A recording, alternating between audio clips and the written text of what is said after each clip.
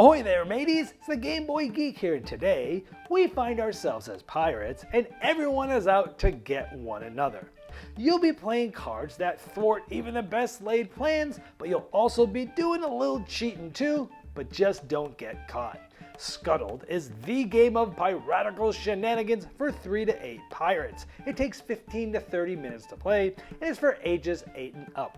Now it's on Kickstarter right now, so I'm going to show you how the game works and I'll see you on the other side.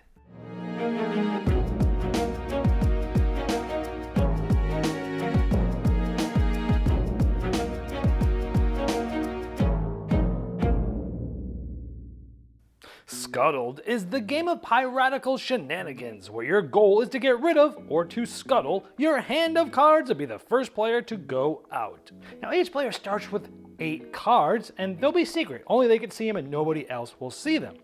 Now on your turn, most of the time you're going to be playing a card down, and to do so, in this case this is a basic card, it's just a black 6.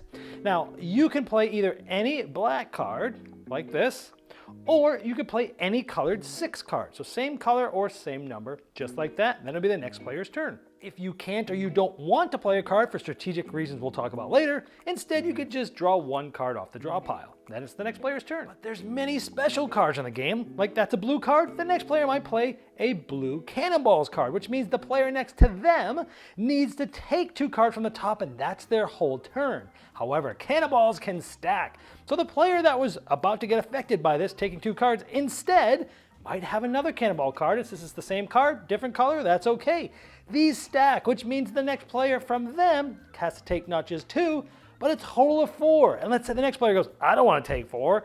I've got cannonballs. Doesn't matter what color, because we're stacking them. Now that next player is going to have to take 6 of them if they can't stop that in any way.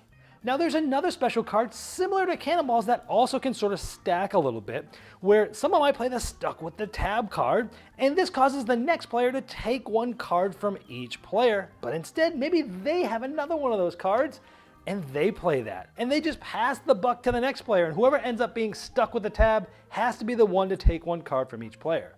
And even worse, after drawing that card, their turn ends. Now at the beginning of the game, the captain, who is the dealer, it shows the direction of play, in this case clockwise, but if someone plays a maelstrom, it actually will reverse this, which will affect in order the ways that things happen. For example, if someone played Visit Davy Jones's Locker, they're going to skip the next player's turn, but in this case, since we're going counterclockwise, it's going to skip in that direction. And if a squall is played, all players switch hands, of course, in the direction that the captain is pointing. Now if you play Shanghai, the next player in that direction of play will switch hands with any player of their choice.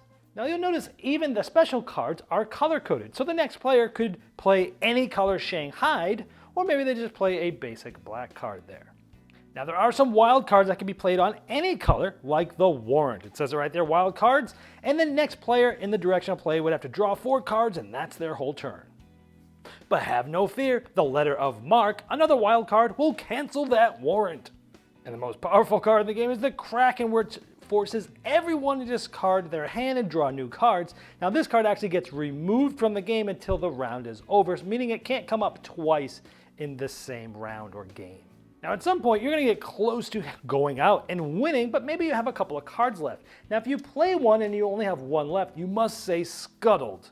And you have to say that before the next player goes or does any action, because if not and you get caught, well then they'd have to draw 2 cards. Now this is a pirate game after all, so cheating is legal, but you don't want to get caught. For example, that's a 6.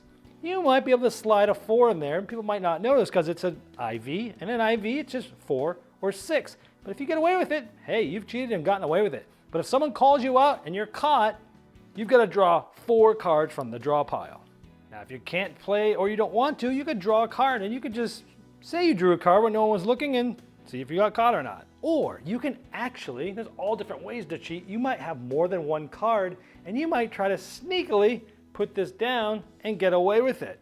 And again, you're just trying to play until someone has run out of cards and they have won the game. However, you can play multiple games in a row and try to see who wins a certain amount of games, or you can play for points, meaning that the cards left over in other players' hands will be worth a certain amount of points, and you could start with a goal of 30 points and add in 10 points per extra player over 3.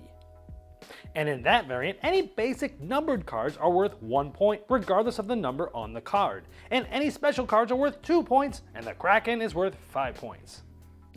Now I mentioned that if you cannot play, you must draw one and it goes to the next player, but you might be able to play, like I could play this one on here, but maybe I don't want to because maybe I have the Kraken card in my hand and I don't want this because then everyone's going to get rid of their hands and draw new cards. So maybe even though I can play, I'll draw one. Ooh, and guess what? Next turn, the player to my right is pretty much down to just one card.